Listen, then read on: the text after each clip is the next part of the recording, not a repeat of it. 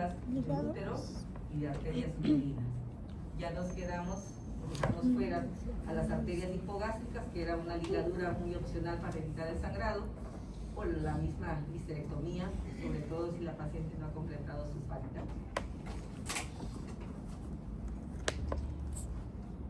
Cuando la paciente pierde más de 3 gramos de hemoglobina es cuando debemos de interrumpir el embarazo. Y ¿qué decimos aquí? Paciente con placenta. Y no podemos hacer un manejo conservador cuando hay datos de sufrimiento. Entonces, eso es igual a manejo resolutivo. O cuando hay productos con malformaciones incompatibles con la vida, que no tiene caso que siga ahí, por ejemplo, PAL. Una anencefalia con una placenta previa, pues no tiene caso que siga ahí. O cuando es óbito, también hay que resolverlo. Se realizan exámenes prequirúrgicos, manejos de líquidos a base de cristaloides, 2 unidades siempre tener cruzadas, por si la... No siempre es igual a transfusión, no es siempre igual. Es hemorragia, pero dependiendo de los valores de hemoglobina es donde vamos a tomar la conducta de administrar o no hemotransfusión. Ese ya no. Esto no, lo llevan sus diapositivas ahí.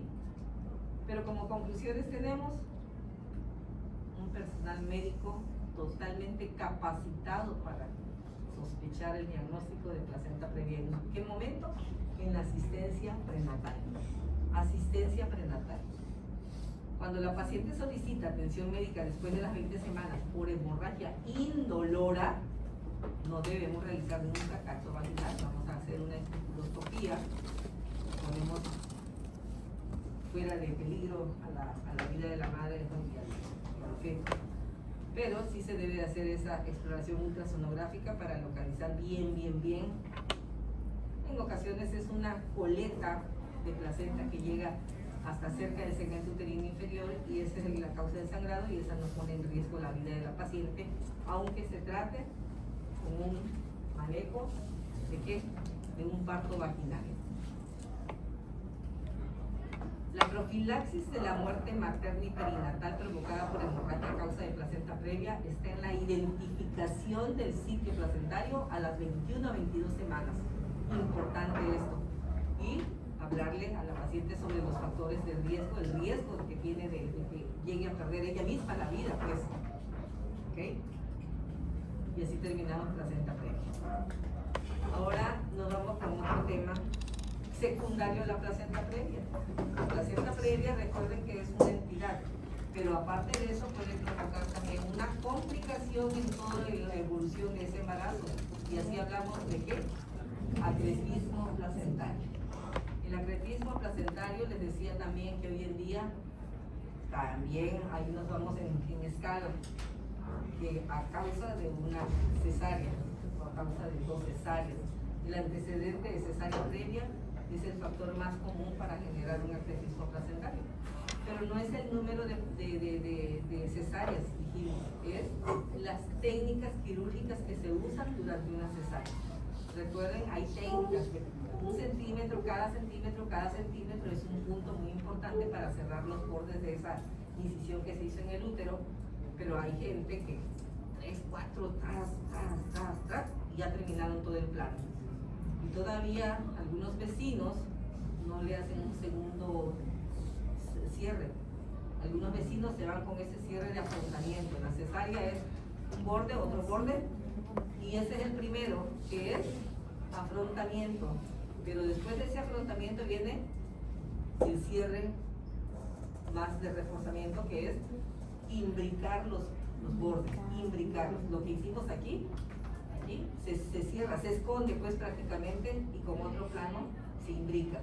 Y ya después viene el cierre de la serosa, prácticamente son 3 planos. Hoy en día se está encontrando que está aceptada la cesárea en un solo plano, pero como por ejemplo el doctor Soberano dice siempre ahí en la sala de labor, está bien un solo plano siempre y cuando no se vaya a embarazar nunca más. O sea, si haces salpingoclasia, lo puedes hacer en un plano el cierre, pero ya le hiciste también apendicectomía, pero ya le hiciste también, ¿qué otra cosa quieren? Salpingoclasia. ¿Por qué? porque en ese plano, en esa cirugía que nada más afronta los dos bordes, ahí viene a pegarse ¿quién? El epiplón, el intestino. Y si esa paciente tiene, por ejemplo, otra cesárea, ya no lo contemos, es terrible, pero tiene una apendicitis y la van a intervenir por apendicectomía y encuentran un pegostiadero terrible, tanto se complica pues el antecedente quirúrgico de la paciente como el padecimiento actual que tiene, agudo, que requiere una técnica quirúrgica también. Entonces, si sabemos que ya no va a intervenirse otra vez por esa vía de la paratomía, está bien, en un plano se puede cerrar, de lo contrario, generamos muchos problemas y uno de ellos es precisamente el acretismo placentario.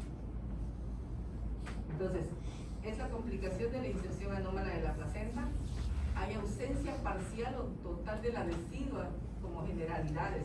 ¿Qué quiere decir ausencia parcial o total de la decidua? Recuerden que la placenta está implantada y cuando quitamos o cuando se desprende la placenta normalmente después del parto, ¿qué sucede?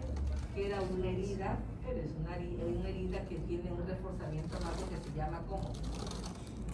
¿Cómo se llama? Decidua basal. Decidua basal, ahí está. En el caso del acretismo placentario, por alguna razón se desprendió la placenta, se implantó tanto la placenta que se comió, destruyó lo que es la decidua basal. Entonces, por eso decimos ausencia parcial o total de la decidua. Hay un defecto de la interfase endometrio-miometrial, o sea, en el momento donde está la placenta implantada, hay endometrio, que es la decidua, y está el miometrio. En este caso hay un defecto en la interfase, se pierde esa unión, desaparece, y eso da lugar a que haya una invasión de la placenta en el miometrio. La incidencia nosotros la tenemos así, 1 por 500, 450 a 500, pero ya sabemos que hay lugares, países industrializados, donde los médicos tienen todo a la mano para la atención, como decimos aquí, Dinamarca. Sí, Dinamarca. Como Dinamarca. Mejor que Dinamarca. Ajá. Entonces, allá, por ejemplo, bueno, son poblaciones pequeñas con mucho presupuesto y van al día siguiente a tocar la puerta. Señora, usted no fue a su consulta de asistencia prenatal. Salga y súbase al camión. Ya le dieron su consulta. Señora, usted le tocaba su mastografía ayer y no fue. Salga y súbase al camión. Aquí no. Entonces, allá por esa razón tienen 1 por 7,000. Un caso por 7,000 embarazadas. Aquí es 1 por 500. Estamos teniendo mucha frecuencia de acretismo placentario. El factor de riesgo más común decimos que es la cesárea previa. ¿Cuál es la patogenia? Anomalías en la vascularización por una cicatriz.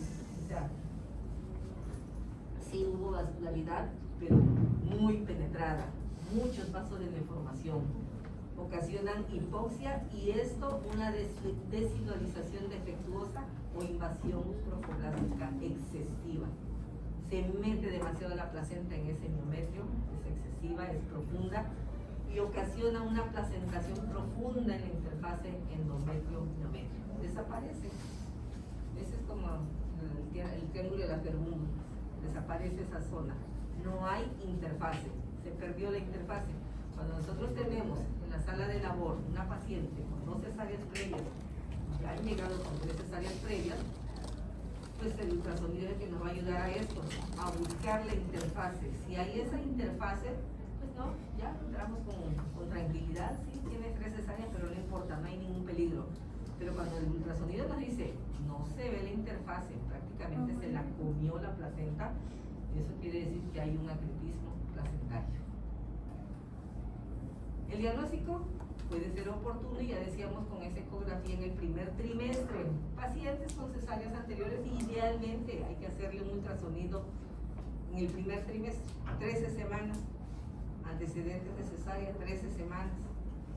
Vamos a El buen ultrasonografista nos va a decir esto: vascularidad aumentada a nivel del útero y de la vejiga.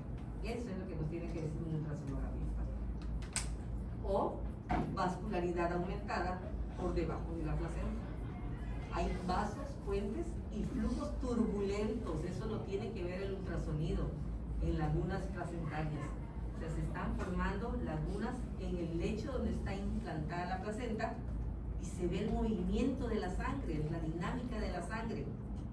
¿Ok? Eso nos está diciendo el ultrasonido, que vamos a tener problemas de un probable acretismo placentario, y lo estamos haciendo en el primer trimestre, en las primeras 13 semanas. No se vayan antes de las 13, a las 13 semanas. Y ya a las 28 semanas, como vimos con la placenta previa, se certifica esa placenta previa y ya podemos certificar el acretismo. ¿Ok? Es bonito, parece sencillo, solamente si lo sabemos hacer, solamente si lo podemos inducir.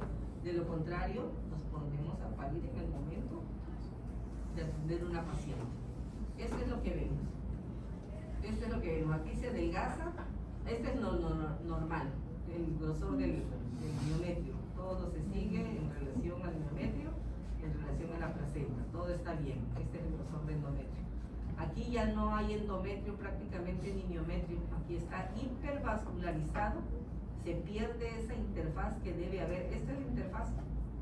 Esta es la interfaz. Aquí se pierde totalmente y lo que vemos es una hipervascularidad. Acá prácticamente también se perdió. Este es miometrio. Se perdió el miometrio. Acá sigue otro pedacito. Se comió el miometrio en este sentido, la placenta, perdón, al miometrio. Acá igual hay un espesor aquí miometrial reducido totalmente aquí en esta parte. No hay miometrio. El diagnóstico histopatológico tiene que ser, o sea, para que sepamos que sí hubo invasión de vellosidades en ese miometrio, es histológico.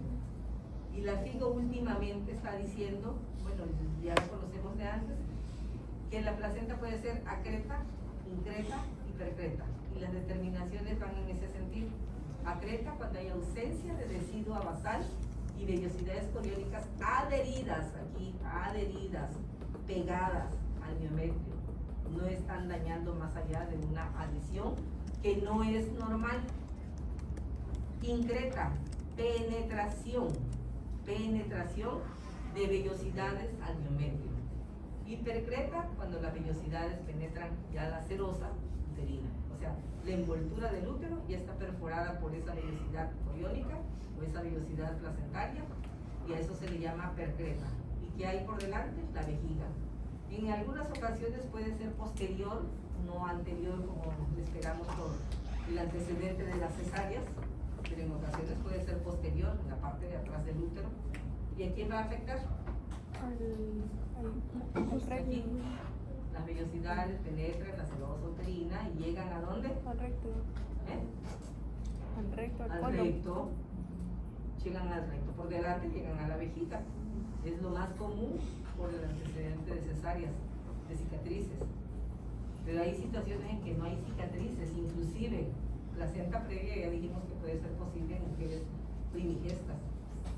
Entonces, cuando es posterior, pues al recto es al que va a afectar. Este es el dibujito para entender lo que es la creta. Es nada más que está pegada al miometrio. La increta ya empieza a dar unas lengüetitas hacia adentro del miometrio, y la percreta ya se comió el miometrio totalmente, ya se salió del miometrio y se fue a la vejiga principalmente. ¿Okay? Ese es el estado normal de una placenta, de una placentación. Entonces hay que tener cuidado con esas implantaciones, y lo más plausible es el hecho de detectarlas muy a tiempo. El tratamiento generalmente siempre va a ser quirúrgico, pero debe tomar en cuenta la paridad de la paciente. Si hablamos de una percreta, pues no nos va a importar la paridad de la paciente, pero si hablamos de un acretismo o si acaso un increta, podemos hacer mucho por esa paciente porque era su primer hijo y ella quiere tener más hijos. Entonces, dependiendo del grado de invasión, o sea, acretismo, incretismo o percreta, vamos a dar el tratamiento. En este caso, por ejemplo, en un acretismo, puntos cuadrados en miometrio, hacemos la cesárea, sacamos a todo el producto, limpiamos la cavidad uterina y vemos en el sitio donde estaba insertada la placenta cómo sangra y sangra y sangra y sangra. En ese sitio es donde vamos a dar unos puntos que le llamamos nosotros puntos cuadrados en miometrio, con la intención de cohibir ese sangrado, con la intención de apretar al miometrio, y si lo logramos, hasta ahí está salvado el caso. En ese caso, ¿qué tenemos que hacer de seguimiento? Acuérdense que era el sitio del trofoblasto, de implantación del trofoblasto. ¿Qué tenemos que hacer? Seguimiento de la gonadotropina coriónica. ¿Por qué? Porque ya dijimos antes que ese trofoblasto, ¿qué puede hacer?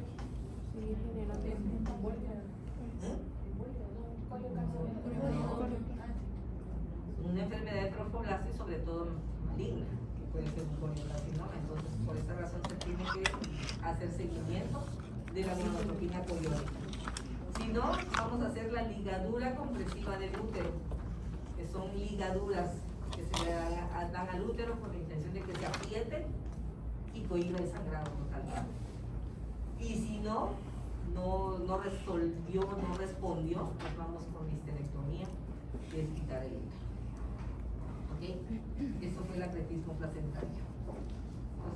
Entonces, son cosas que nos ponen a temblar en el momento de la acción, pero que fácilmente podemos detectarla y tratar de evitarlas, tratar de prevenir ese tipo de agresión a la vida de una mujer, sobre todo, y una mujer que no ha terminado su vida.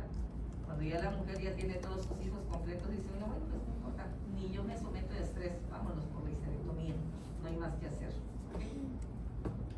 ¿Preguntas? ¿Bien entendido todo? Listo para el examen. Bueno, entonces, ¿qué hora es? 11:41. 41. En 5 minutos vemos.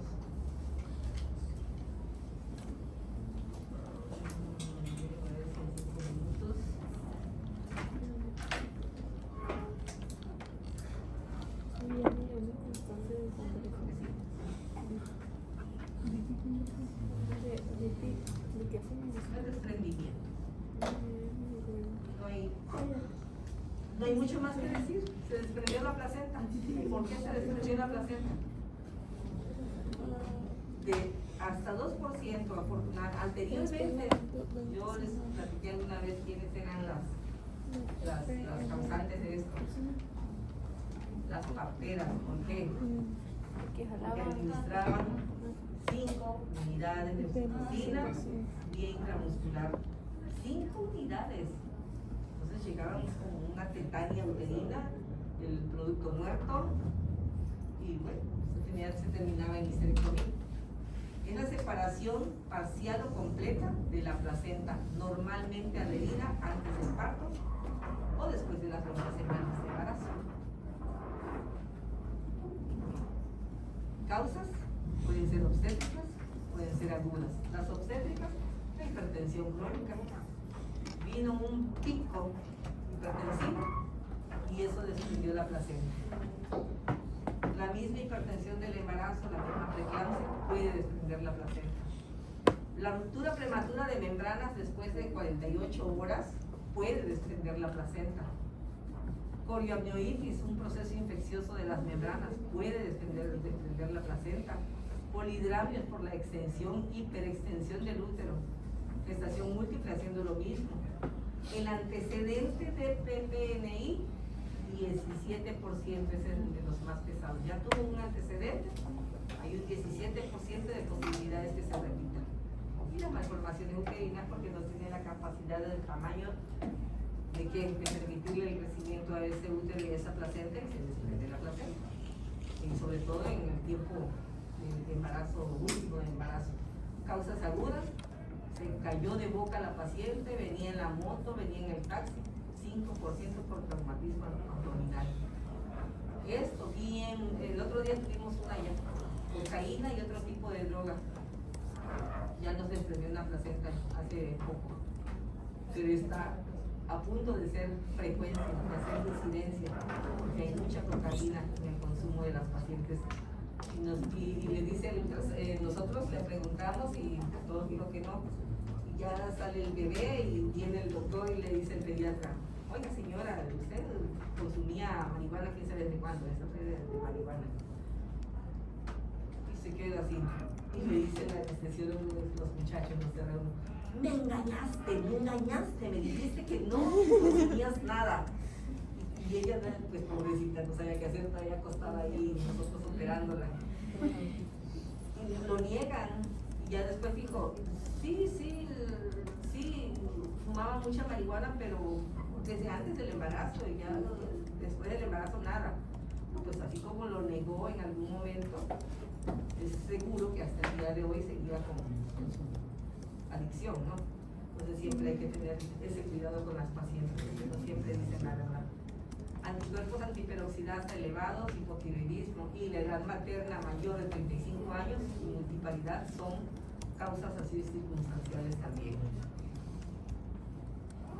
¿Qué es lo que sucede? Que hay un mecanismo isquémico, hay isquemia a nivel residual con zonas de necrosis focal. O sea, la placenta está bien implantada, todo está normal, pero por las razones que vimos en los factores de riesgo, puede haber entonces ese desprendimiento y hay isquemia. Las arterias espirales también. El coágulo retroplacentario con zonas de infarto se puede encontrar adherido a los cotiledones. O sea, cuando sacamos la placenta vemos qué cotiledón tiene diferentes características de los otros. Si se ve negro, fibriloso, brilloso, y eso quiere decir que ese cotiledón ya estaba desprendido desde antes, lo cual quiere decir que el desprendimiento no se hace al 100%, puede ser en porcentajes, 10%, 20, 50, 100%. Histológicamente también hay una arteriolitis degenerativa, infartos organizados y restos de fibrina en espacios intervellosos. Eso es lo que ve el patólogo en el estudio de un fragmento de esa placenta que tiene el dato de desprendimiento. Y va a encontrar también trombosis de venas pequeñas placentarias. Todo esto es lo que nos hace el dato de un desprendimiento. Los hallazgos histológicos de un desprendimiento. La fisiopatología viene siendo lo mismo, pues hay hemorragia, necesita basal por isquemia y rotura de un vaso.